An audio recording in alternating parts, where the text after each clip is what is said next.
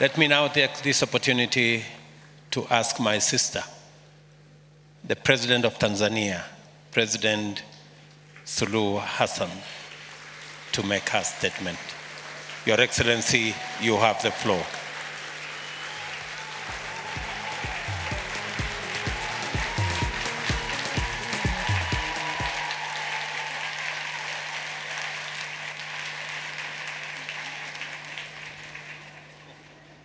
Your Excellency, President William Ruto, President of the Republic of Kenya and Chair of the African Committee of Heads of State and Government on Climate Change, Excellencies, Heads of State and Government, distinguished delegates, ladies and gentlemen. Mr. President, thank you very much for being a gracious host of this August Assembly that sets the tone of Africa's growth now and the future. I thank the government and the people of Kenya for the excellent preparation of the summit and the warm reception accorded to me and my delegation. The convening of this important summit is both timely and opportune, as the theme, driving green growth and climate finance solution for Africa and the world, is quite befitting, especially now ahead of COP28, where parties will take stock of our efforts to address the climate crisis and commitment to address both climate crisis in the context of the Paris Agreement and the Climate Convention itself. Excellencies, the stakes are high and actions have to take place not tomorrow, but today and literally now. As Africans, we have no choice but to seize the moment to capitalize on its potential to offer solutions to green growth and decarbonization, and while creating resilience to our communities and economies.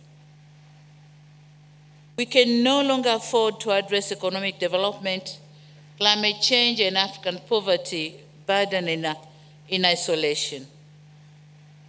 The interplay between development and climate change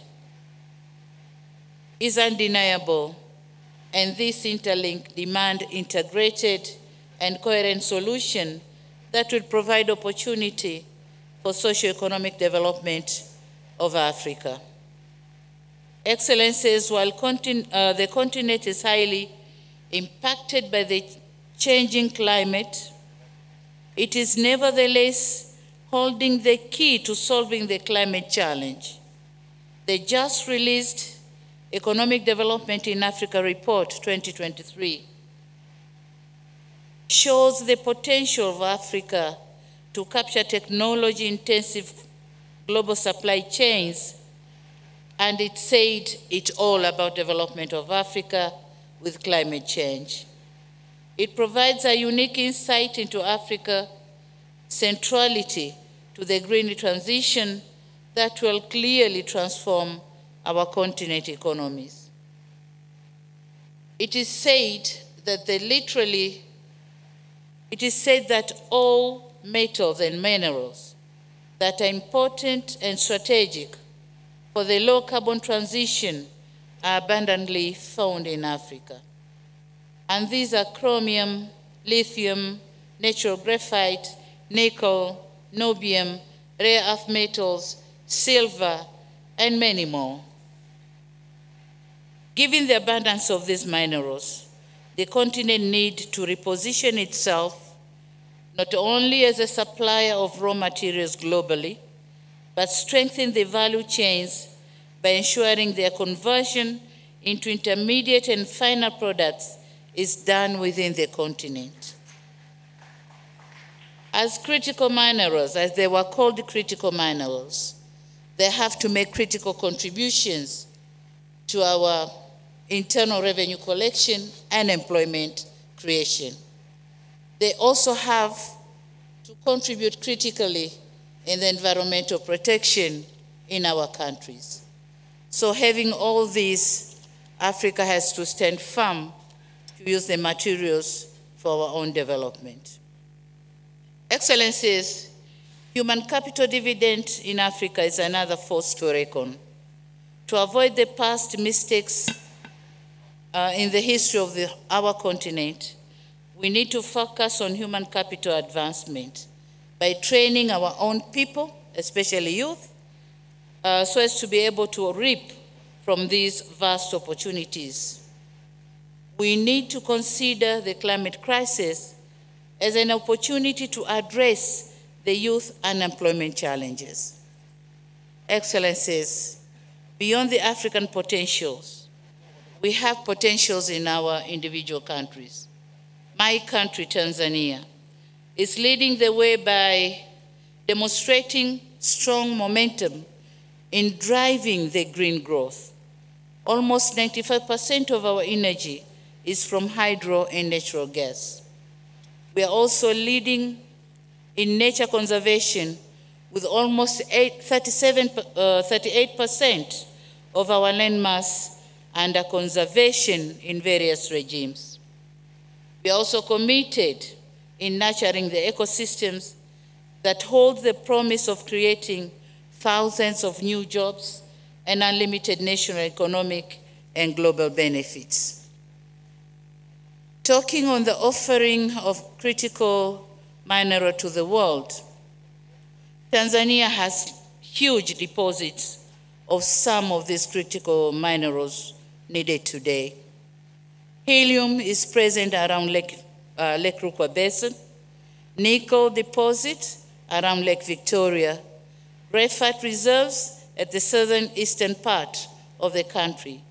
And we also accommodate other deposits, critical minerals, including copper and lithium, as well as rare elements. Despite of the above scenario, we, however, need to face the fact that Tanzania, and indeed the whole of the African continent, still faces unprecedented impacts of climate change, with limited capacity to finance the mitigation and adaptation needs. And thus, as we head towards COP28, we have to raise an African voice on the establishment and capitalization of a special fund for Africa. The contribution and the pledges which are given by the advanced countries have to say what percentage of those pledges goes to Africa, and not just a blanket pledges. As I conclude, and as you are all aware, Tanzania is hosting the AJITOSA Food and Agriculture Summit this same week. The Presidential Summit is on 7th of September, a day after tomorrow.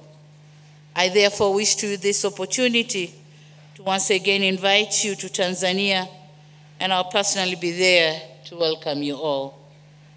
Once again, I congratulate you, Mr. President Ruto, for organizing such a successful event, and I look forward to seeing you all in Dar es Salaam. I thank you very much for your attention. Thank you very much, Your Excellency. Another round of applause for President Samia Suluhu Hassan. Now it's my pleasure to request